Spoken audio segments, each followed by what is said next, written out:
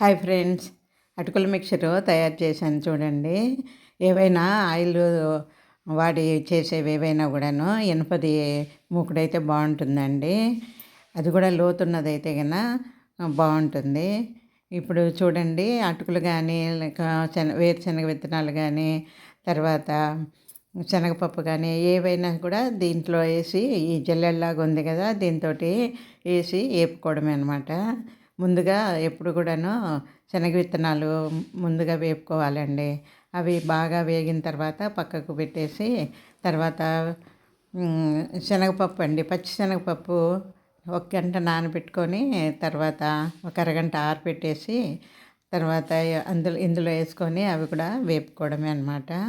చాలా గుల్లగా బాగా వస్తాయి ఇలాగ ఆయిల్లో వేపడం వల్ల. తర్వాత మనం తినే శనగపప్పు ఉంది కదండి, వేపిన శనగపప్పు, అవి కూడాను ఇలాగే ఇందులోనే వేసుకొని ఇలాగ గట్టెతోటి కలుపుతూ ఉంటే అవి వేగింది లేనిది మనకు తెలుస్తూ ఉంటుంది. అవి కూడా బాగా వేపేసుకొని పక్కకు తీసేసుకోవడమే. ఇవి ఎన్నెన్ని కొలతలేమీ ఉండదండి. మనకు ఏ ఐటెం ఎక్కువ కావాలనుకుంటే అవి ఎక్కువగా వేసుకోవడమేను. అటుకులు కాబట్టి, అటుకుల మిక్చర్ కాబట్టి కొద్దిగా అటుకులు ఎక్కువగా ఉంటాయి. తర్వాత వేరుశనగ విత్తనాలు, వేరుశనగపప్పు, తర్వాత ఇదిగోటి పచ్చిశనగపప్పు, మనకు కావలిస్తే జీడిపప్పు కూడా వేసుకోవచ్చు. చివరిగానేమో కరివేపాకు, ఎండుమిరపకాయలు వేసాను నేను. కొందరు ఎండు కొబ్బరి కూడా వేసుకుంటారండి, అది కూడా వేసుకోవచ్చు, బాగానే ఉంటుంది. జీడిపప్పు వేసుకున్నా బాగానే ఉంటుంది. ద్రాక్ష కూడా కొందరు వేసుకుంటారు, కానీ నేను మాత్రము ద్రాక్ష, జీడిపప్పు వేయలేదు. శనగపప్పు మాత్రము, అటుకులు, శనగపప్పు, వేరుశనగపప్పు, వేపిన శనగపప్పు, కరివేపాకు వేసాను. ఇలాగా ఒక్కొక్కటి విడివిడిగా వేపుకోవాలండి. అటుకులు మాత్రము లాస్ట్లో వేపుకోవాలండి.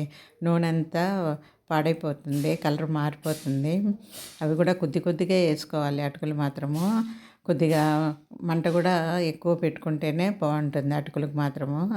లాస్ట్లో కరివేపాకు వేపుకున్నాక ఎండుమిరపకాయలు, మనకి ఇష్టమైతే వెల్లుల్లి కూడా వేసుకోవచ్చు, కానీ నేను వెల్లుల్లి వేయలేదండి. కరివేపాకు, ఎండుమిరపకాయలు వేసాను. తర్వాత రాక్ సాల్ట్, మన పింక్ ఉప్పు ఉంటుంది కదండి, అది వేసాను. తర్వాత కారము, పసుపు వేసాను. ఇలాగ స్పూన్ తోటి బాగా కలిపేసేసి, తర్వాత ఒక టిష్యూ పేపర్ మీద వేస్తే ఆయిల్, ఎక్సెస్ ఆయిల్ అంతా పోతుందండి. ఆయిల్ తక్కువ ఉంటే బాగుంటుంది కదా, అసలు చేతికి ఆయిల్ అంటుకుంటూ ఉంటేనే బాగుంటుంది. ఇదిగోటి వేసిన తర్వాత, ఆయిల్ మీద వేసిన తర్వాత మళ్ళీ ప్లేట్లో వేసాను. చూసారా ఎంత బాగుందో. కరివేపాకు కొద్దిగా ఎక్కువగా వేసుకుంటేనే బాగుంటుందండి. ఎండుమిరపకాయలు కూడాను పిల్లలకు కారంగా ఉంటుందని అలాగే వేసాను. మామూలుగా తినేటప్పుడు ఎండుమిరపకాయలు 2 ముక్కలుగా చేసుకున్నారనుకోండి, అది కూడా బాగానే ఉంటుంది. ఇంకా ఇందులోనూ ధనియాలు, జీలకర్ర, సోంపు, పంచదార, సాల్ట్, ఇవన్నీ మిక్సీకి వేసి కూడా వేసుకోవచ్చండి. ఎవరిష్టం వాళ్ళదేను.